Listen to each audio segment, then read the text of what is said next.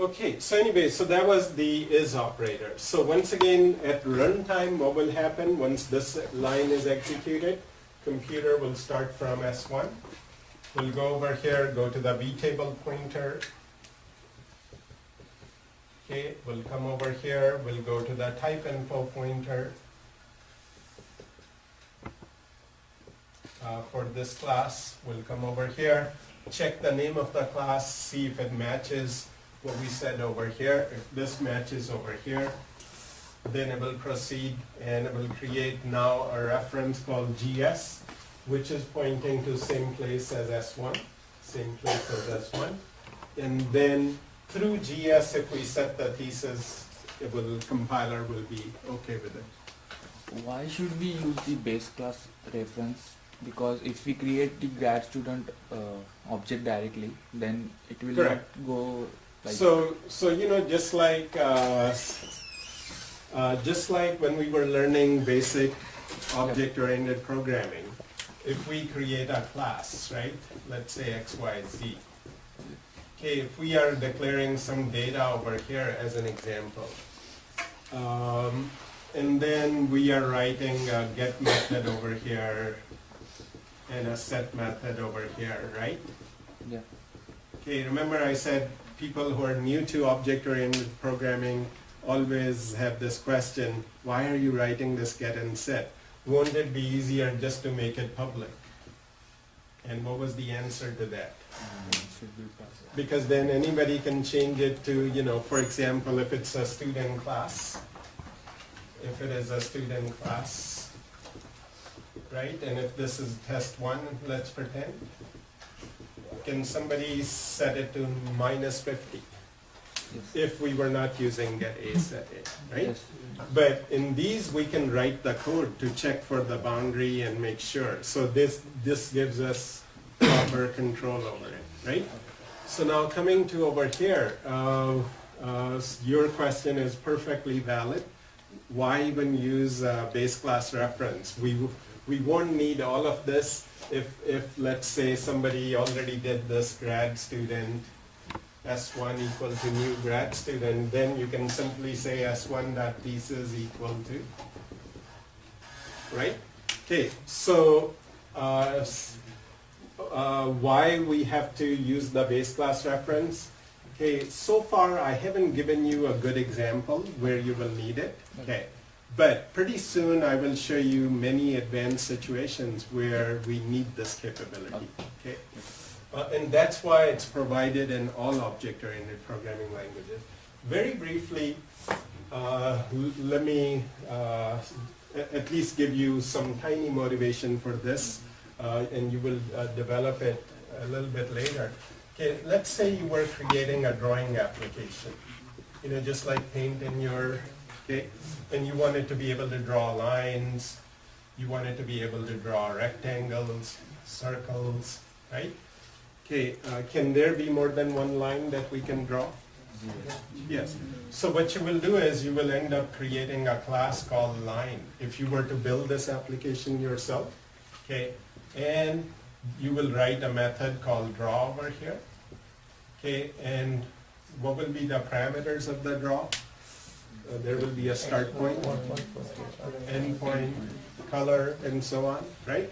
Or you can see put that start point, end point, color as the 3 fields over here. Then the draw will simply take the surface on which you wanted to draw and draw, right? So the point is you will have, okay, so you will create a class called line with some fields and some draw method, maybe some highlight method, so that if you click over here, it highlights, meaning it's being selected. Okay. Same way you will have another class called rectangle. Will it also have, for example, draw and highlight? Right? Of course, the code may be slightly different. Okay. So what do we do when we see we are repeating things? We'll create a base class called shape, right? Okay, so now suppose you wanted to, in this example, 3 and 2, 5, we have 6 objects. If somebody says file save, we wanted to save this, right? So one option is we keep checking, is this a line? Then there are 3 lines, create an array of 3 lines and save it in that array. Create a separate array of 2 circles, save it over there. On the other hand, what if we created an array of shapes and store all 6 objects and shapes? Okay, now we won't be able to do this if the base class reference cannot point to a derived class object. So like I said, as we start to do more and more advanced programming, the capabilities to use the base class becomes same way. What if you click, you wanted to highlight it? Okay, if we can write the code in our base class, no matter what shape it is, call the draw method by identifying at runtime, will make the code extremely smaller. Okay. Anyway. But aren't we letting go of that by typecasting S1 into grad student in this? Correct. There is an overhead involved. Definitely, when there are extra fields involved, definitely we have to go check and then typecast it and go back to the original. Okay. But like I said, storing things in a general way, operating things in a general way, makes it easy through the base class reference. Okay, so coming back over here, that was the is operator. Now let me show you the similar code using as operator.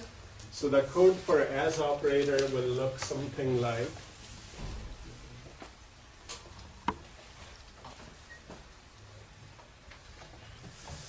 something like this. Okay, so again, pretend we've already written this S1 equal to new grad student, and we wanted to set the thesis. So we will say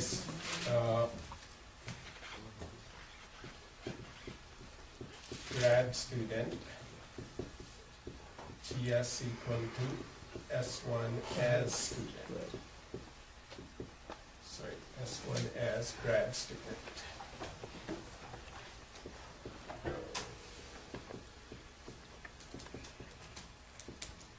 Okay, and then if S1 not equal to null, if GS not equal to null, then GS dot thesis equal to whatever. Okay, so this is the code, typical code that we write if we are using the as operator. Okay, so let me explain what it means. Okay.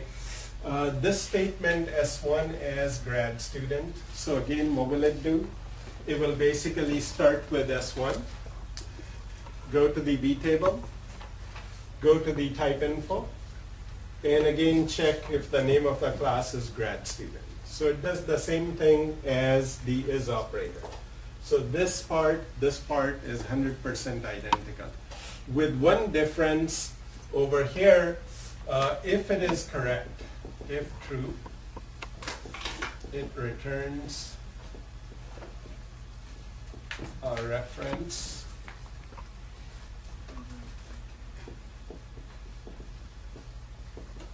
of type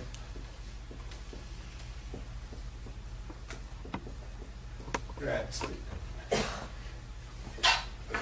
Okay, to give you an example, okay, suppose you send your friend to pick up pizza, okay? So think of it this way.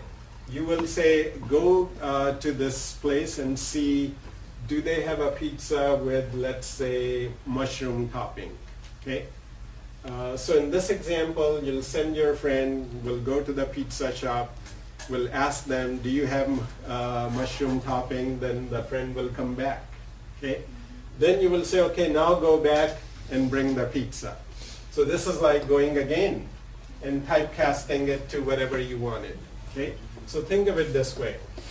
Here you're saying, go look for the whatever pizza you wanted and buy it and come back, Okay, so there's two possibilities. If the shop already had that pizza, you will come back with the pizza. So if true, you will get it. If not true, your friend will come back empty-handed. Okay, so in that case, the return will be null. Okay, so only if it is not null, you will do something with it. Okay, so which one is more efficient? The as is more efficient. So if you have a choice, okay, as you start doing assignments, okay, use the as operator. Okay, it is more efficient than as, but both of them do the same job. So here, there's no need for a typecasting. Okay, two possibilities: either GS will be pointing to the same place as S1, if this is true, or GS will be pointing to null.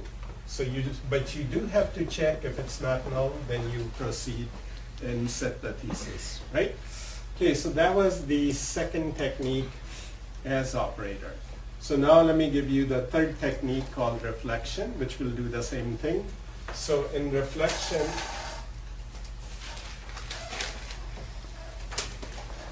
okay, in reflection, our code will again pretend we've already done student S1 equal to new grad student. So it's pointing to a grad student. So we will do over here type